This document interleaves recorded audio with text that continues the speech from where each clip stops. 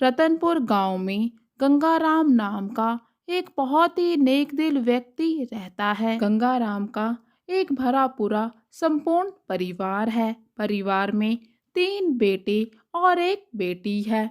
गंगाराम के 2 भाई भी हैं। गंगाराम की पत्नी बहुत वर्ष पहले ही गुजर चुकी है। पत्नी के जाने के बाद गंगाराम अपना जीवन समाज सेवा में लगा देते हैं। इसी कारण गांव का बच्चा बच्चा उन्हें जानता है और उनसे बेहद ही प्यार भी करता है। लेकिन फिर एक दिन गंगाराम जी मर जाते हैं। उनके मरने के बाद सभी नाते रिश्तेदार वहां पर पहुंच जाते हैं। उनके अंतिम संस्कार की तैयारी होने लगती है। गंगाराम के बेटे और भाई उनके अंतिम संस्कार की सामग्री एकत्रित कर रहे होते हैं और बेटी पास में ही बैठी अपने मरे हुए पिता को देखती और रोते रोते बेहोश हो जाती और फिर जब होश में आती फिर से रोती और बेहोश होने लगती। इतने में वहां पर एक सेठ आता है।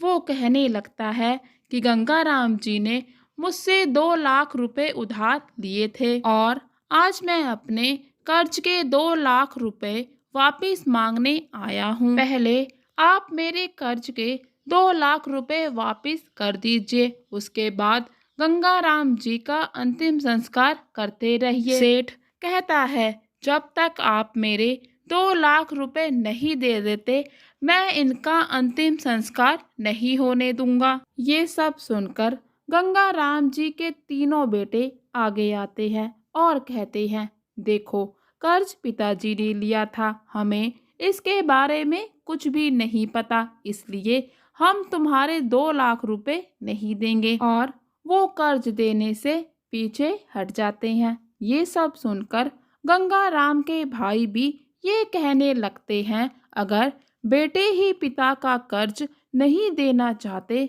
तो फिर हम क्यों दे, हम तो भाई हैं। ये सब सुनकर पूरा गांव गंगाराम जी के बेटों और भाइयों पर थू थू करने लगता है और कहता है, इतना नेक दिल और सच्चा इंसान मरने के बाद उसके बच्चे उसकी क्या दुर्गति कर रहे हैं। इतने में ये सभी घटना की जानकारी गंगाराम की इकलौती बेटी को भी हो जाती है और गंगाराम की बेटी अपने सभी जेवर और जितने भी पैसे उसके पास थे वो सब लेकर सेठ के पास आ जाती है। ये सब जेवर और पैसे वो सेठ को दे देती है और कहती है, सेठ जी अगर इन सभी जेवर और पैसों से भी आपका कर्ज पूरा ना हो तो वो खुद आपका कर्ज चुकाएगी। लेकिन आपसे मेरी विनती है कि मेरे पिताजी का अंतिम संस्कार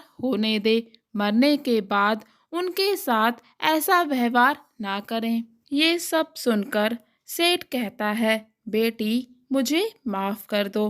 दरअसल मैं यहाँ कर्ज के 2 लाख रुपए लेने नहीं बल्कि देने आया हूँ। मैंने आज से 3 साल पहले अपना कारोबार शुरू करने के लिए गंगाराम जी से 2 लाख रुपए उधार लिए थे और आज जब मैं वो पैसे लौटाने आया तो मैंने देखा गंगाराम जी अब नहीं रहे, तो मैं चाहता था कि ये पैसे सही हाथों में जाएं। बस इसीलिए मुझे झूठ बोलना पड़ा और अब ये 2 लाख रुपए मैं तुम्हें देता हूँ क्योंकि तुम ही इसकी असली हकदार हो।